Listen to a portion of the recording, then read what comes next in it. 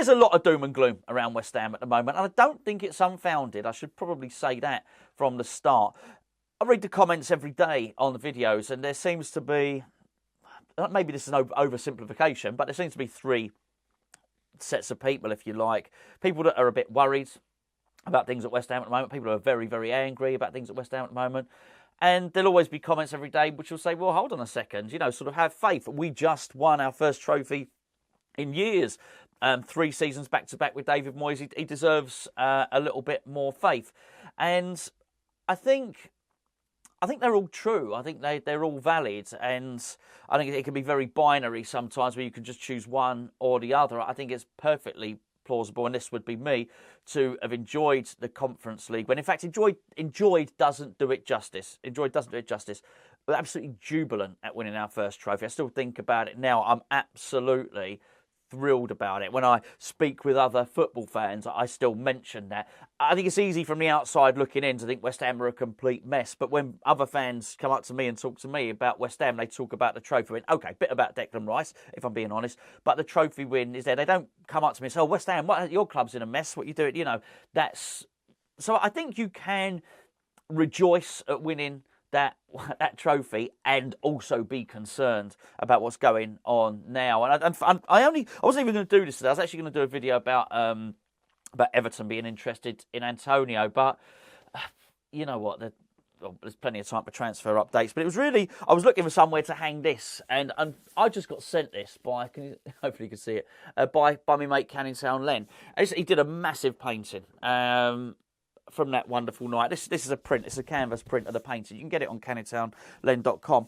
And I'll put a link in the description below if you want to get yourself one of these. But I was looking at it and I thought it seemed like a long time ago in many respects.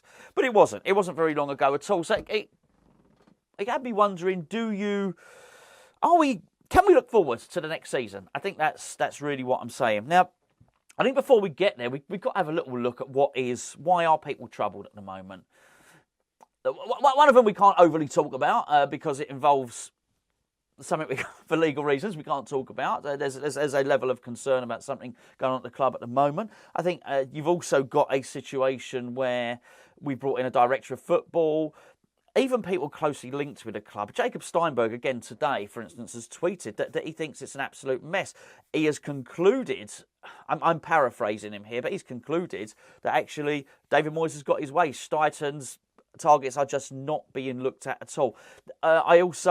Somebody mentioned something that West Ham United, ex-West Ham United employee posted, I don't know, last night or something like that, and apparently West Ham are just exploring David Moyes' targets almost completely first, but it was almost indicated on there that we were bidding low. Well, that's no surprise to me. I believe that to be the case, by the way, on purpose, so we don't get David Moyes' targets and we can explore some of Tim Steiten's. Whatever way you look at it, it looks to be a bit of a mess. There's also this suspicion that West Ham are quite late into the transfer window, and we are. But I looked at this very, very recently, and I double-checked it. By this point last season, we had made 4 signings, and we then went on another flurry of activity in August. So we're well behind. And last season, by the way, people were a little bit frustrated and a little bit concerned before we started spending the big bucks. So there is something to be concerned about there. There's definitely players that want out. That much is clear. I think I absolutely believe the report yesterday about Scamacca that I did, and I've discussed that time and time again. It looks like Cresswell does want to leave. There's even this rumour that maybe last January Mark Noble almost walked out. I don't know how much truth there is to that. There's a lot of things to be concerned about. However, I'm not entirely convinced we're going to get relegated. And believe it or not, I am actually looking forward to the season. Because I do think, I just always have done. And I think it's been worse than this. It has actually been worse than this. And I'm aware of me saying this. People will say, oh, come on, Gonzo, you're deluded. And people will paraphrase what I say and quote mine and basically turn around and say, oh, I think everything's great at West Ham. I don't. I've just listed all the things that I think are wrong. And I think there's more wrong because I basically talk about them on an almost daily basis. But am I looking forward to the start of the season? Yeah, I am. I don't automatically think because we've had a slow start to the transfer window that we're going to necessarily, excuse me, get relegated. I don't think that. But it did get me thinking about one thing, and that was, at what point do we welcome players to West Ham? At what point?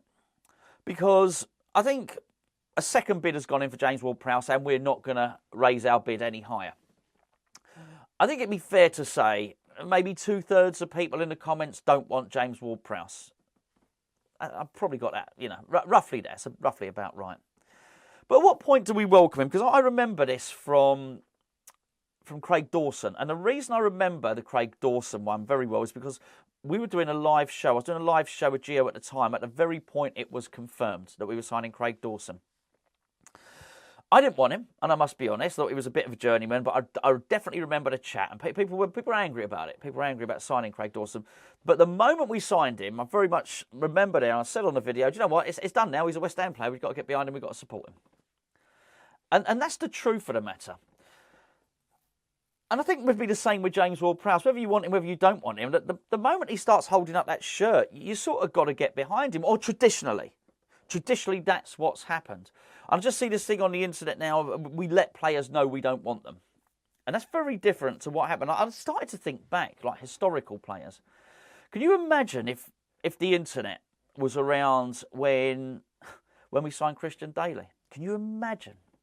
And what I mean is, without the foresight, without the hindsight of knowing that Christian Daly was going to go on to become a cult hero, we'd have been looking at it and thinking, oh my goodness, this is a failed journeyman footballer. Why are West Ham buying this guy? He's going to be no good for us. I almost think the same with Carlton Cole. I think if that had happened now, in the same way that we're looking at maybe McTominay at Man U or any number of players, we might be looking at Carlton Cole and thinking, why are we signing this player? This player is no good. He's a failed footballer at Chelsea. Why would West Ham want him? He's going to be no good. My point is these players come in and they become cult heroes. And they come in and they do well.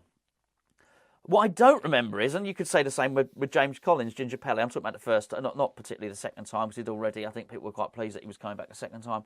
But these people go on to be good servants for West Ham, become good players. And actually it didn't matter that Craig Dawson came in on a loan. It really didn't. And he just got relegated. That was the thing. He'd been relegated, do you remember? Why are we getting a player on loan, a journeyman, nearing his 30s, who's just got relegated? Why would we do that? Actually turned out he was bloody brilliant. And so much so, I think we really missed him, actually, whenever he was injured or whenever he wasn't involved. He was a good player. And I think it's easy to look at these players and think we don't want them, they're no good. But I always sort of remember it. I mean, back in the day, be it whatever, be it Carlton Cole, be it Vazte, be it Ginger Pele, be it Christian Daly or whoever else. I do remember once they arrived, we had an optimism. We welcomed them. They were West Ham players at that point. Excuse me.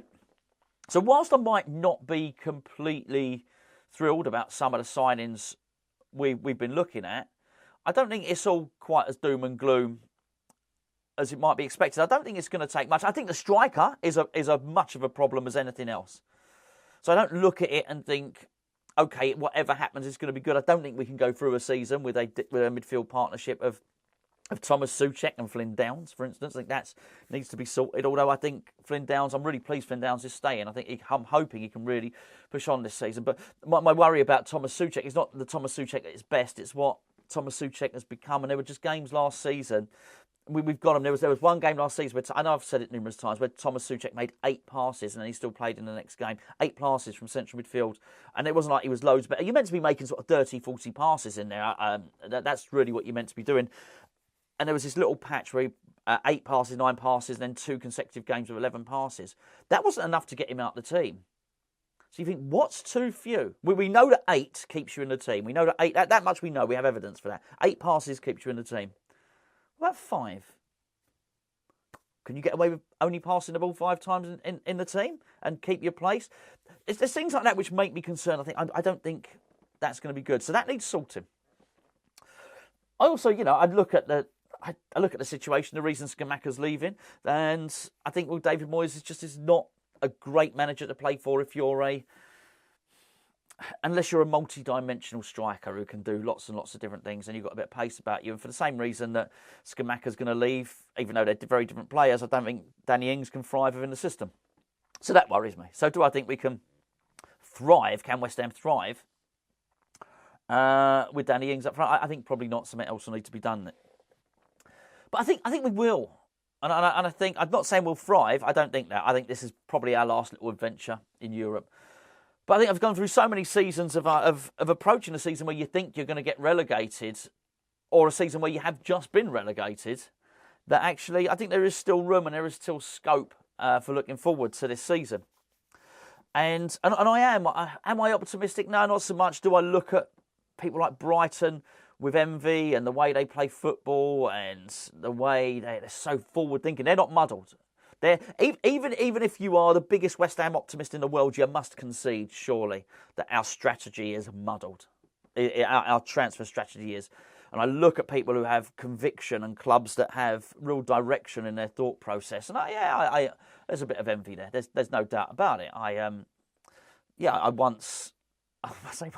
got accused on numerous occasions of being, as they say, it's salty. Not a term I know. I didn't know about this term until I did my video about Newcastle. I said, he's salty. He's a salty southerner. There we go. And you know what? And this, basically saying you're bitter, you're jealous of Newcastle.